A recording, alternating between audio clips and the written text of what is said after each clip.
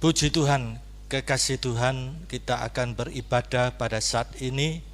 Sungguh ibadah itu sangat penting ya, karena firman Tuhan mengatakan dalam Keluaran 23 ayat 25, beribadahlah dengan sungguh-sungguh, maka air minuman kita diberkati Tuhan, roti makanan kita diberkati Tuhan, dan Tuhan menjauhkan kita dari sakit penyakit.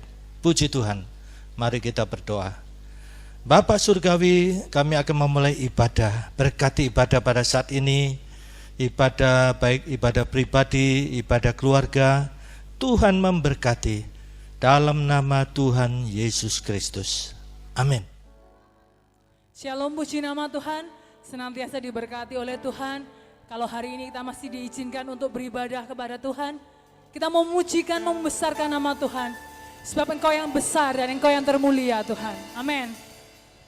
Kau terbesar dan mulia,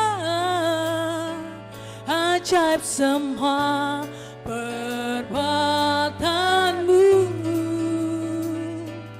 Kau terbesar dan mulia, biarlah semua memujimu.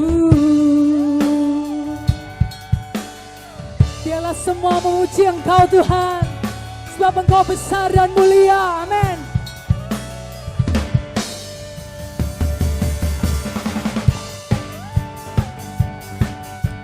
Segenap hati kita mau memuji Tuhan. Biarlah hati kita terfokuskan oleh Tuhan. Haleluya. Segenap hati aku memuji, segenap jiwaku bernyanyi, karena Roh-Mu ada dalamku, Tuhan. Ku angkat tanganku memuji, ku angkat suara dan bernyanyi, karena Roh-Mu ada dalamku, Tuhan. Kita mau menari memuji, ungkapkan sukacita di hati. Kau terbesar dan mulia, ajaib semua perbuatanmu. Kau terbesar dan mulia, biarlah semua memujimu. Biar semua memuji Engkau Tuhan. Haleluya.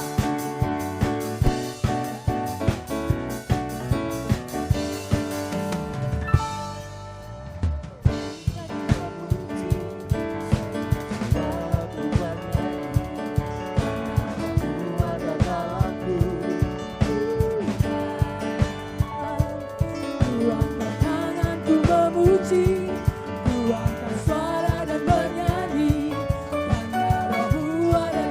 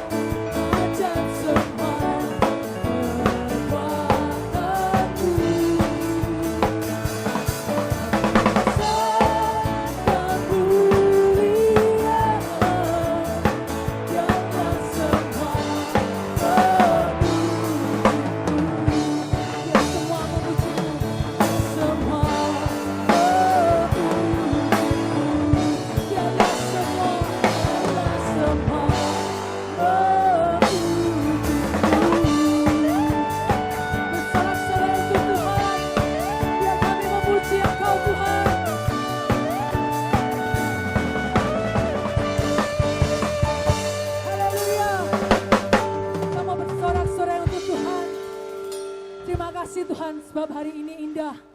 Engkau sudah memberikan hari yang baru. Kami percaya, kami memuji Engkau, kami membesarkan nama Engkau. Sebab Engkaulah segalanya dalam kehidupan kami Tuhan. Terima kasih Yesus, terima kasih. Kami mau mengasihi Engkau Tuhan. Terima kasih Tuhan.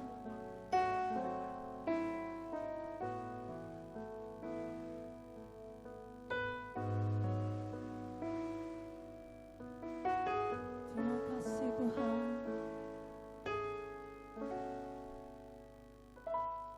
Kau Bapa yang mengasihiku, kuasa-Mu memulihkan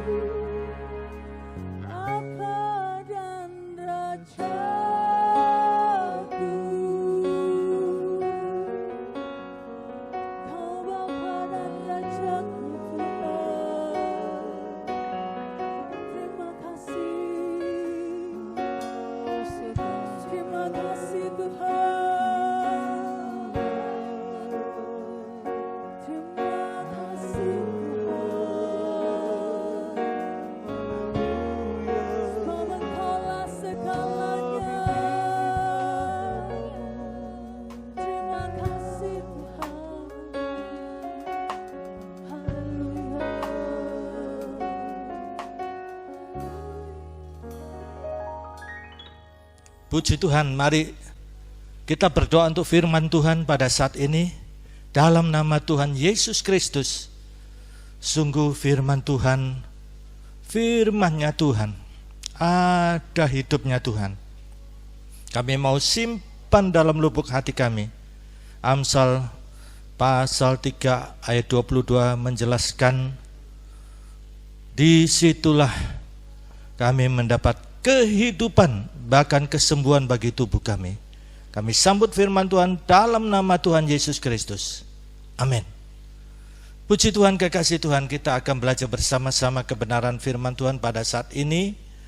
Kita akan belajar mengenai mengatasi masalah. Mari kekasih Tuhan, kita membaca di dalam Injil Yohanes pasal 14 ayat 12. Aku berkata kepadamu, ini Yesus sendiri yang berkata ya. Aku berkata kepadamu, sesungguhnya, ada penegasan di sini kekasih Tuhan.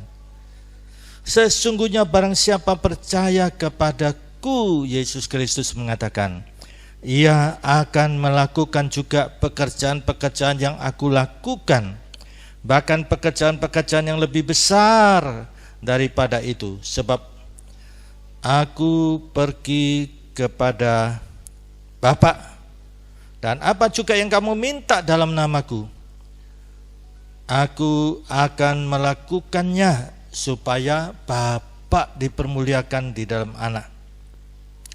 Jika kamu meminta sesuatu kepadaku dalam namaku, aku akan melakukannya. Amin. Kasih Tuhan, kita sedang menghadapi pandemi wabah virus COVID-19. Pandemi melanda semua negara di dunia ini. Kita melihat di Indonesia sampai sekarang belum teratasi. Nanti bulan Desember ini akan dicoba vaksin. Kita berdoa supaya vaksin ini dapat berjalan dengan baik, sehingga wabah COVID-19 di Indonesia ini dapat teratasi dan umat bisa beribadah kembali. Kekasih Tuhan, tentunya di dalam situasi kondisi sekarang ini, pastilah seorang menghadapi masalah demi masalah. Tidak ada seorang pun yang bisa luput dari masalah demi masalah, siapapun dia. Nah, di sini kalau kita belajar di dalam Alkitab, cara menghadapi masalah itu ada 4 bentuk. Yang pertama, masalah ada di depan, dan dia hanya mengelilingi masalah itu.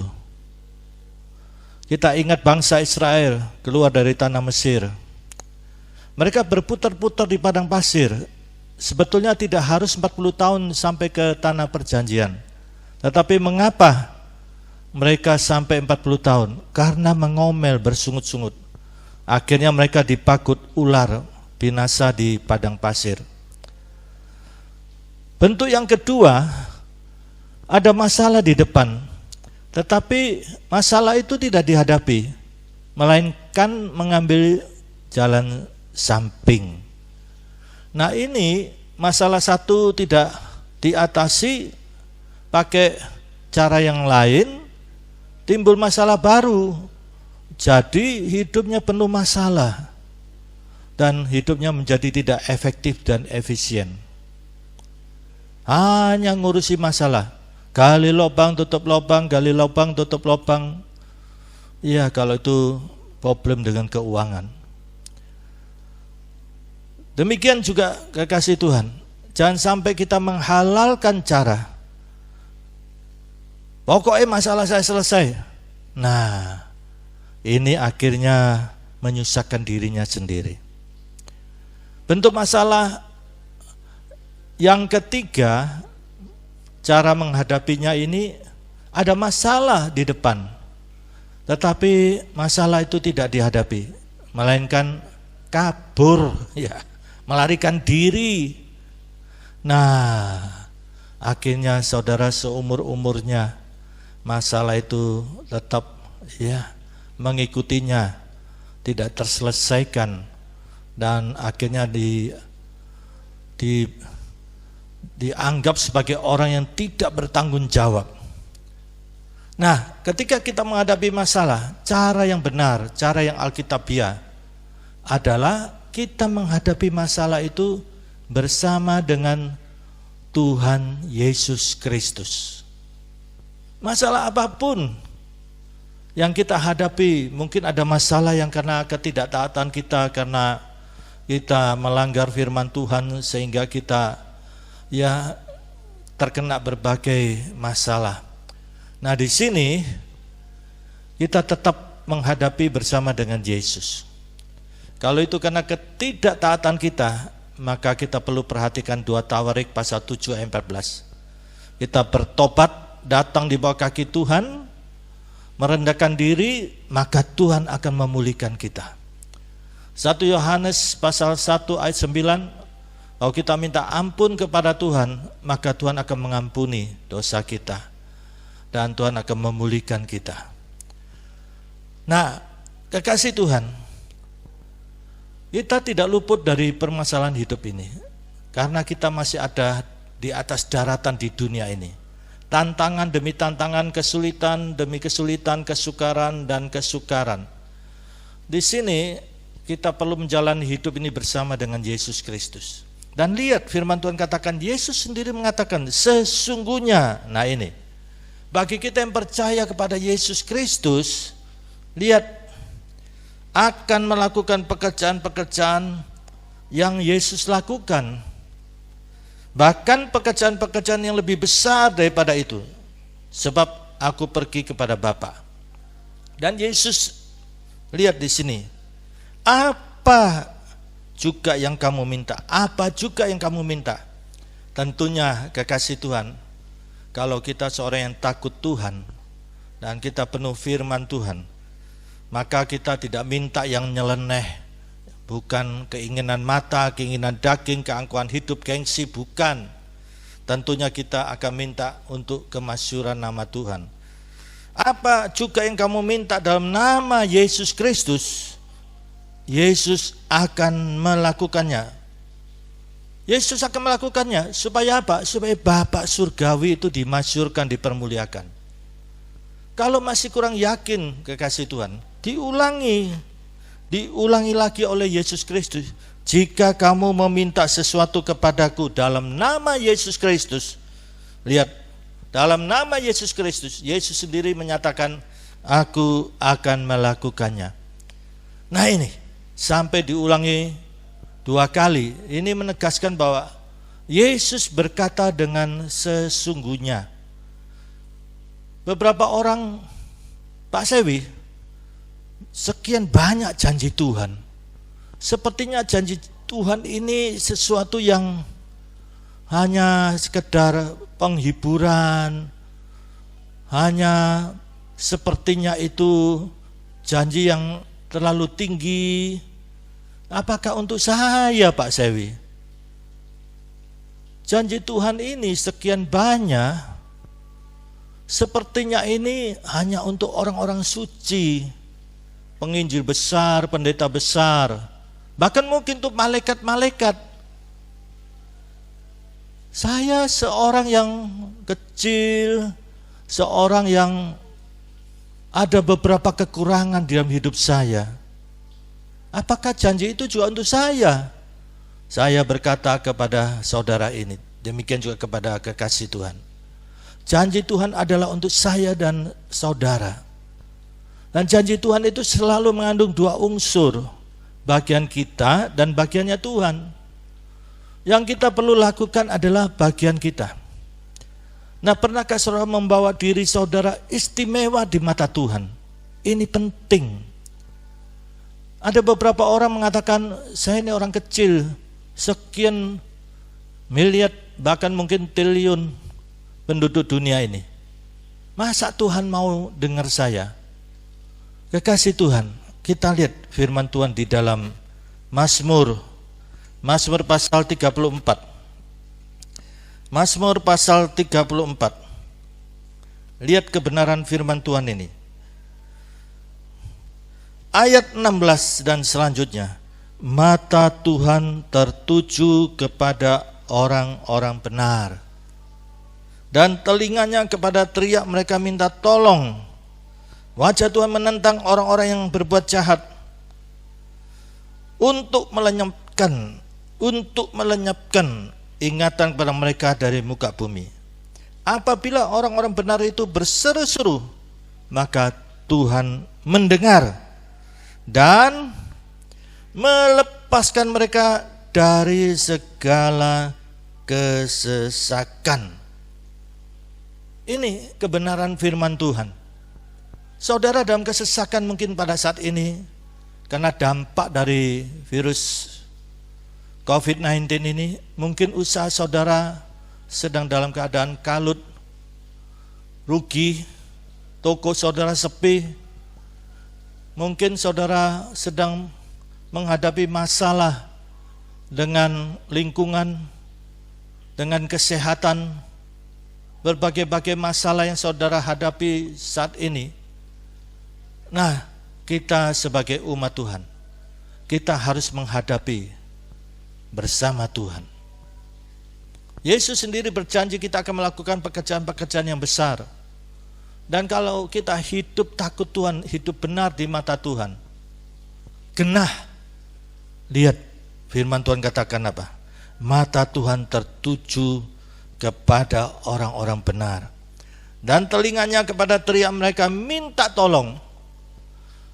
Kekasih Tuhan, kalau kita menghadapi masalah karena ketidaktaatan kita, kena dosa kita minta ampun kepada Tuhan. Minta ampun. Tuhan itu Maha Pengasih Penyayang. Dia mau mengampuni kita kalau kita datang di bawah kaki Tuhan. Mohon ampun kepada Tuhan. Dan kita totoh hidup ini. Totoh hidup ini. Mungkin saudara sedang kalut pusing karena saudara mungkin dirumahkan, atau mungkin saudara di PHK dan sudah terlanjur saudara punya admin untuk HR, honorarium saudara yang saudara terima setiap bulan.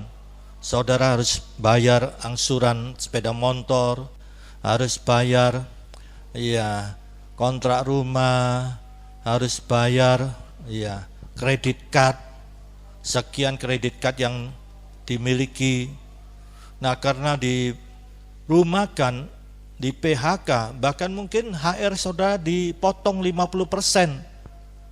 Yang dulu tertata baik sekarang jadi kacau, jadi kalut. Nah, kekasih Tuhan, di sini kita datang kepada Tuhan. Kita hadapi masalah itu. Kita datang kepada perusahaan jasa ini. Ya. Kita datang, mungkin kita kredit sepeda motor, mungkin kita ada kartu kredit, kita datang. Bagaimana supaya ditotoh, memberitahu bahwa keadaan saudara dalam keadaan kesulitan. Nah, ini yang betul. Jangan kemudian melarikan diri. Hadapi, totoh hidup ini.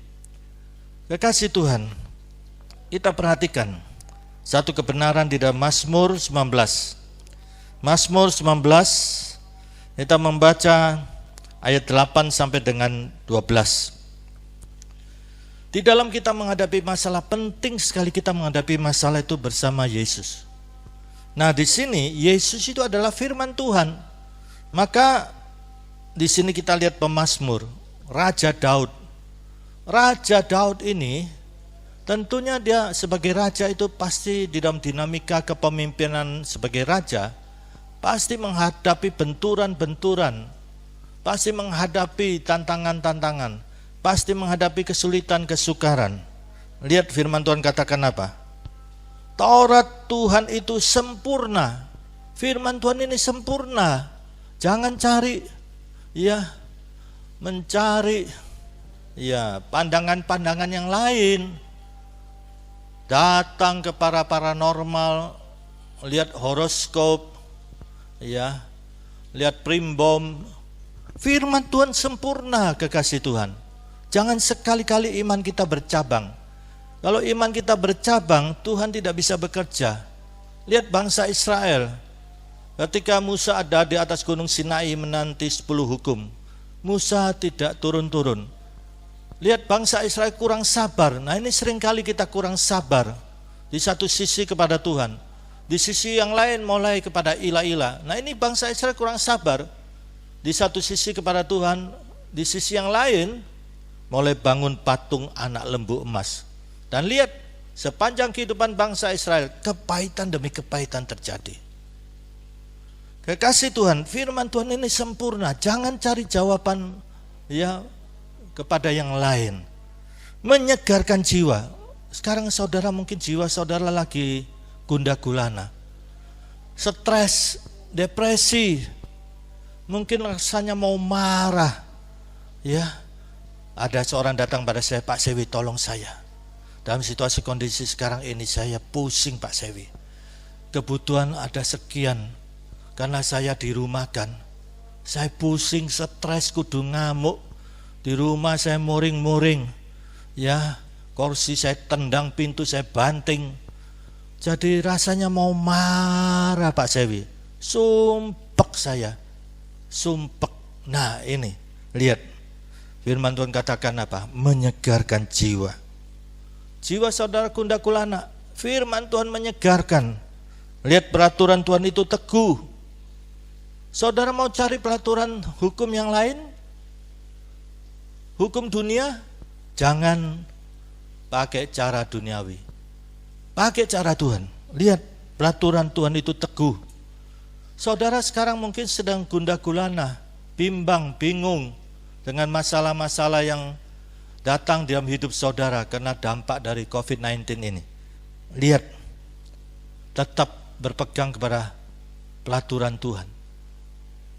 Karena peraturan Tuhan itu teguh, memberi hikmat kepada orang yang tidak berpengalaman. Kita menghadapi masalah dalam situasi kondisi sekarang ini. Mungkin kita tidak punya pengalaman. Lihat, memberikan hikmat kepada orang yang tidak berpengalaman. Tuhan akan memberikan pencerahan, hikmat sehingga kita tahu, oh ini jalannya, oh ini jalannya. Tuhan menunjukkan caranya itu setiap orang berbeda satu dengan lainnya. Kita harus pakai cara Tuhan. Kemudian titah Tuhan itu tepat. Firman Tuhan ini tepat. Baca Alkitab ini bisa memberi ya solusi, memberi pencerahan, memberikan jalan keluar bagi masalah yang saudara hadapi. Tepat. Tuhan memberikan jawaban yang tepat. Luar biasa. Jadi jangan berpikir nanti primbom. Horoskop bisa memberi jawaban yang tepat. Lihat, pemazmur seorang raja mengatakan titah Tuhan itu tepat, menyukakan hati. Saudara lagi sumpek, rasanya mau marah, ya, buku dibanting. Saya pernah ada seorang, saya melihat dia marah sekali, buku itu dibanting, meja dipukul, ya, pelampiasan emosinya. Pak Sewi, saya minta maaf Pak Sewi, saya rasanya mau marah sekali, sehingga saya akhirnya ya maaf di depan Pak Sewi, ya dalam rapat ini saya pukul meja, saya banting buku. Nah, tidak bisa menguasai diri, emosi yang lebih berkuasa. Lihat, menyukakan hati saudara ada sukacita. Perintah Tuhan itu murni. Tuhan memberikan perintah itu tanpa pamrih, dengan motivasi yang benar, murni, tidak ada maksud sesuatu bagi saudara. Tuhan, selanjutnya firman Tuhan katakan apa? Membuat mata bercahaya. Ini bukan kemudian mata kita kelap-kelip ya. Di tempat yang gelap-kelip bersinar. Ya, nanti Natal ini banyak pasang lampu-lampu Natal kelap-kelip, pohon Natal dengan lampu kelap-kelip. Ini maksudnya mata batin kita ini dibukakan, mendapat pencerahan. Nah ini, Tuhan buka mata batin kita, sehingga kita dibukakan bagaimana cara yang baik, yang sesuai firman Tuhan, bukan menghalalkan segala cara. Nanti Tuhan beri petunjuk. Nah di sini yang dimaksudkan hikmat, Profesor Stanley Heath, pendiri Institut Tyrannus, Bandung. Beliau menamakan pikiran intuitif. Pemikiran intuitif ini maksudnya apa yang kita pelajari, baik firman Tuhan, khotbah-khotbah, pemahaman Alkitab, ya, file-file renungan, artikel-artikel, pengajaran firman Tuhan. Nah, itu tertanam di dalam diri kita. Ketika kita menghadapi masalah, kita minta hikmat kepada Tuhan. Nah, di sini Roh Kudus bekerja. Roh Kudus memunculkan apa yang tertanam dalam diri kita, sehingga kita mendapat pencerahan.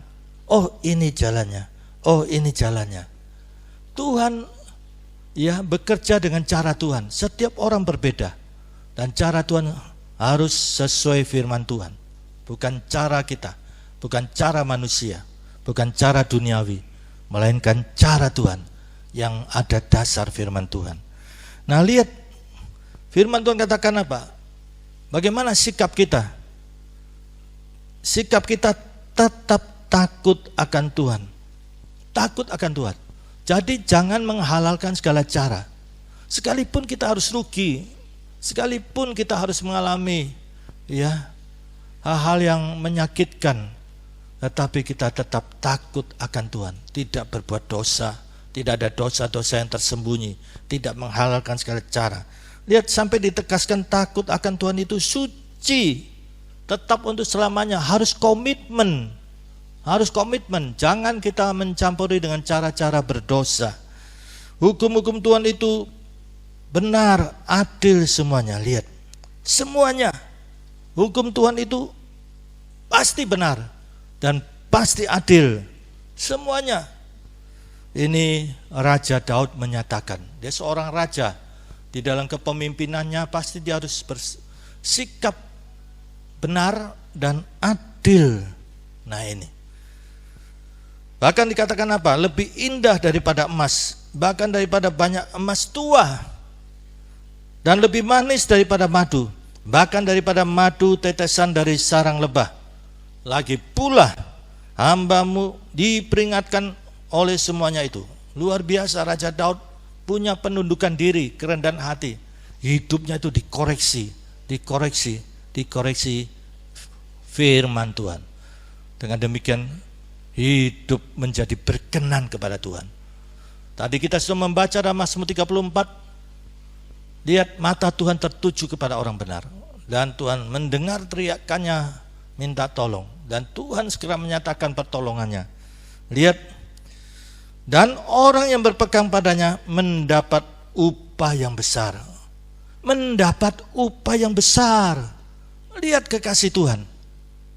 Kalau kita berpegang kepada firman Tuhan, komitmen, tidak pakai cara-cara berdosa, sekalipun kita harus bayar harga, kekasih Tuhan, lihat, firman Tuhan sendiri mengatakan, orang yang berpegang pada firman Tuhan, pada pelaturan Tuhan, pada hukum Tuhan, mendapat upah yang besar. Puji Tuhan, ini janji Tuhan bagi kita. Mari kita berdoa. Bapak Surgawi, pada saat ini kami sudah mendengarkan kebenaran firman Tuhan. Masalah-masalah yang kami hadapi pada saat ini Tuhan, kalau itu adalah dosa ketidaktaatan kami mohon ampun Tuhan. Kami mau totoh hidup ini. Kami mau hadapi masalah yang ada ini bersama Yesus Kristus. Dan kami mau Tuhan bayar harga, sebagaimana di dalam Lukas pasal 9 ayat 23. Membayar harga, menyangkal diri dari keinginan mata, keinginan daging, keangkuhan hidup, gengsi. Pikul salib, setiap kami punya salib masing-masing. Ampuni kami kalau itu salib karena kesalahan kami, bukan karena kesalahan kami, tapi salib Yesus, di mana mungkin kami dihina, kami harus rugi.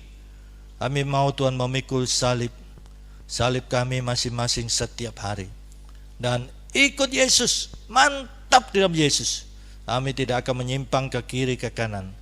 Kami tetap memandang kepada Yesus yang memimpin iman kami kepada kesempurnaan.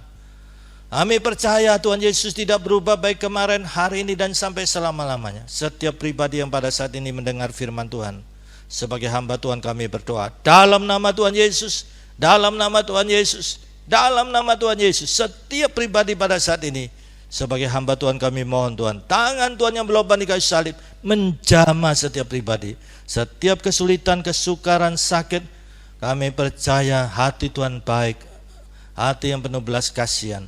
Tuhan nyatakan pertolongan Tuhan dalam nama Tuhan Yesus. Tuhan berkati bangsa negara kami Indonesia, agar wabah ini bisa teratasi dan umat-Mu bisa beribadah kembali.